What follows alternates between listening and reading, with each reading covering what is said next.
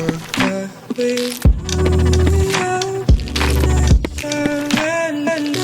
everyone, it is me, Sonia.elsie here. Welcome to my channel. So for today's video, I wanted to do a bit of a health update video, just to kind of talk about some things and what I've been doing, and you know, just to give you guys an update in case any of you guys were curious, or if any of you guys are going through the same thing that I'm going through, then yeah, maybe this will help you. So about a month ago, I made a video about how I was diagnosed with premature ovarian failure, which was really terrifying for me and not something that is very common in people in general. So it was a bit scary to hear that and to hear that from the doctor. And a major side effect is that it is a lot harder to conceive children, to have your own kids through the sex way. So yeah, that was a little bit hard to hear, and I'm also going to be facing side effects for the rest of my life because my body is just not working properly in the ovary department,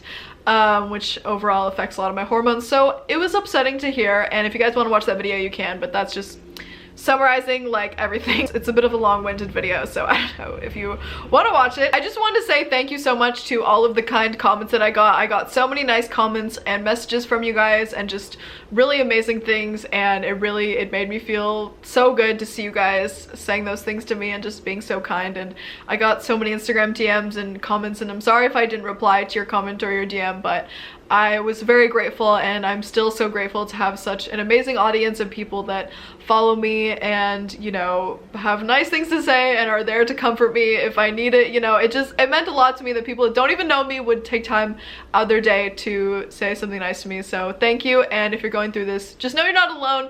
Or if you're going through anything health-wise, you know, it's a little scary.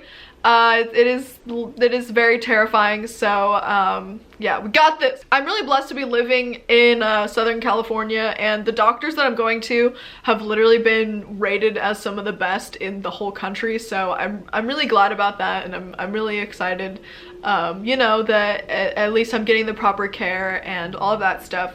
So yeah, so just to give you guys a bit of a rambly update, overall mental health wise, I feel a lot better. I feel like I've come to terms with it, you know, and it's just something that I'm going to have to deal with, you know. Overall, I feel like I'm really blessed that my body is pretty much, you know, in good shape. Otherwise, I have all my limbs, I have, you know, my sight and all my senses and all of that stuff. This is just something that I'm going to have to deal with, but yeah, I feel better, and when the time comes when I want to have kids, hopefully I am able to, and hopefully there's some kind of way, maybe science will have improved and there will be some way that I can just get pregnant and like no problemo. But you know, there's still the option of IVF, which is where you use a donor egg and it gets injected into your stomach, or you know, I can adopt, which also would be a really cool option. So yeah, you know, I feel like after I was initially upset, I feel fine because it's not something that is really prevalent in my life right now, the wanting to have kids. I do not want to have kids right now, like, I really don't. 10 years, I feel like in 10 years I'll want to have kids, but like not anytime soon, okay? I have dreams to chase, I have things that I want to do, and I do not have enough money for a kid, okay? I also have started taking birth control, which is supposed to replace the estrogen that my body is not producing and also help with some other things. Don't exactly know the science, but I've been taking birth control, and I've actually been on birth control before. I've done the patch, which is a patch that you put on your body and it releases the hormone through your skin, and you replace it every week. And then I was also on the pill before, and I'm currently on the pill now. So I stopped taking it for a couple years just because I didn't really need it. Like, I wasn't in a relationship. I was not just needing it for that reason, you know? And so now I'm on it not really for the benefits of preventing pregnancy, but just for replacing the estrogen. So that's another thing that I had heard people talking about, how they're on birth control for health reasons, and I didn't really know what that was about, and now I know. I have also been recommended to take a very high dosage of vitamin D and calcium, because apparently one of the side effects of premature ovarian failure is that you could possibly develop things like osteoporosis. It's harder for you to absorb those vitamins, I guess, or to just get those out of food. So I have to supplement more than I normally would, which is fine. I don't mind taking supplements.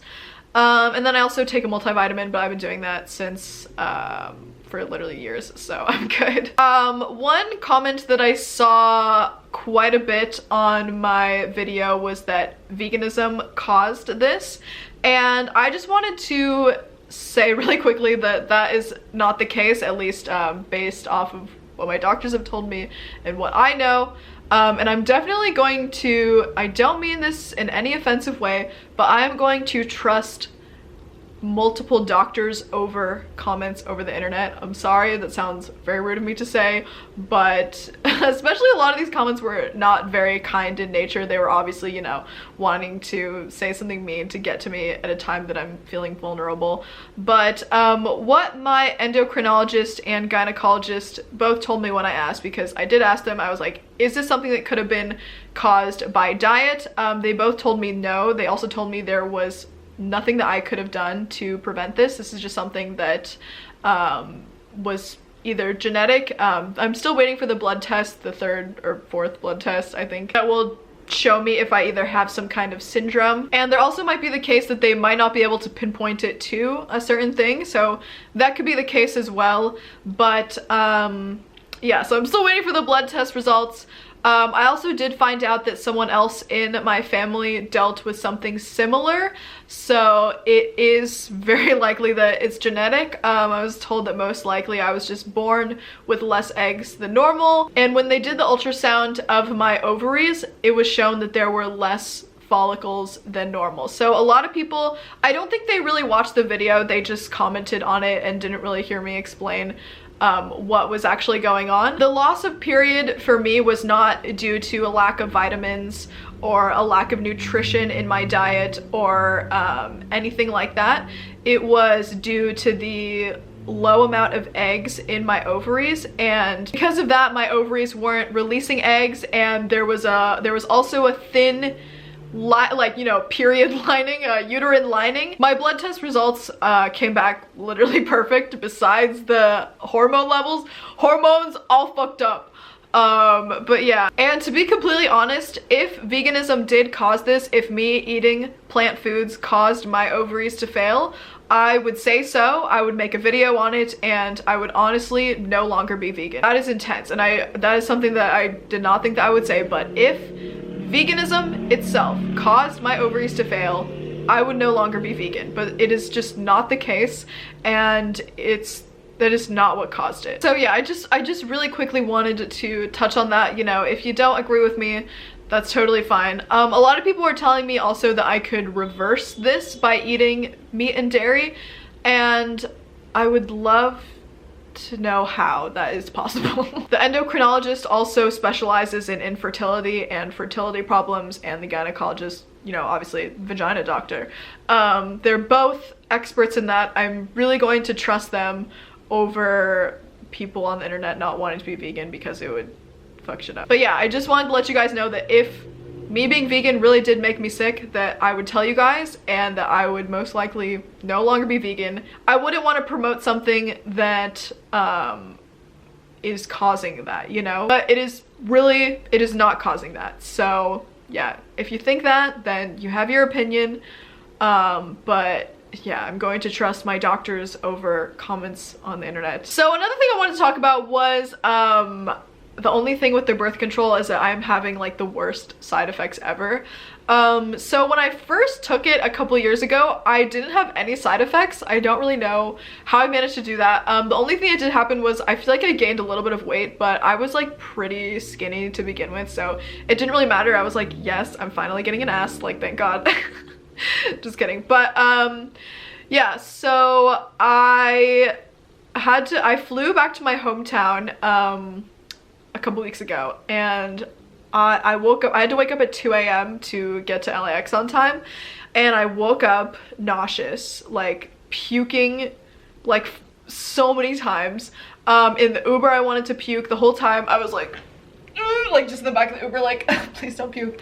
Puked in the bathroom, puked on the airplane, which is so embarrassing that I would puke on a 2-hour flight. First of all, like bitch, if you're gonna puke, if you're gonna get airsick, it's gotta be on like one of those 10-hour flights. I really appreciate you guys listening to me and for letting me rant a little bit at the end. Not super ranty, but you know, obviously if I'm going to put, I know that if I'm going to put my stuff out there that I'm going to get opinions that I don't want to hear from people that are saying the wrong thing, but you know, that's a part of social media. So I hope you guys enjoyed this video. If you are going through this, know that you're not alone. My DMs are open. If you are a woman, I really wish I had gone to the gynecologist like earlier. As soon as I turned 18, like I wish I would have gone. I feel like it would have, like, they could have done an ultrasound sooner and maybe seen if there was potentially something that would go wrong in the future. And then I would know, you know, what really was going on and have more of a history. But yeah, I would recommend that you go get your pap smear as well.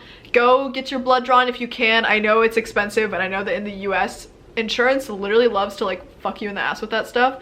They'll be like, oh yeah, we'll cover it, and then they're like, just kidding. I don't think that we actually want to cover that, because just fuck you, just fuck you. So if you're able to afford getting your blood tested and stuff, you definitely should do it. It's really good to know.